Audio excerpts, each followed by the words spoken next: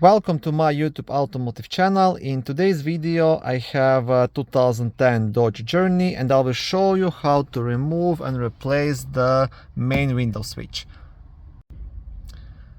Now on newer models the switch is a bit different, but I am pretty sure that the process on how to remove and replace it will be the same.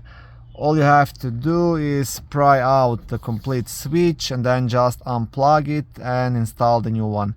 So there is no screws to remove or anything like that.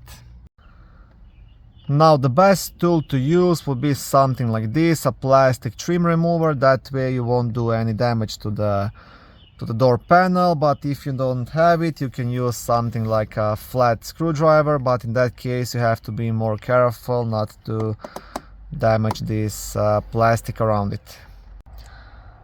In my case I will be using a flat screwdriver just because I can't really get inside here with my plastic remover tool. So I'll just pry it underneath and pop it out just like this, and that's pretty much all. Now you can just lift it straight up and the switch will just pop out. You will have two electrical connectors to disconnect. That's also quite easy to do. You will have like a black clip right here which you want to press and then just wiggle that connector out. Small connector, it's the same idea. There's a black clip right here which you want to press and then just pull that connector out. And this is how you can remove the window regulator switch. I would always recommend, if you want to save some money, you can always get this switch assembly online on eBay, Amazon. They're not too expensive. I think they're like 60-70 bucks.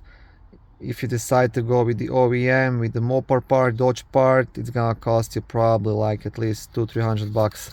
So it's definitely worth going after market. I always replace with the part from Amazon and never had any kind of problems. Most often you will have problems with those two front switches, front window switches, mostly this left side, driver's side. Okay, thank you for watching this short video. I hope it was helpful and educational. If it was, please like it and consider subscribing to my YouTube automotive channel.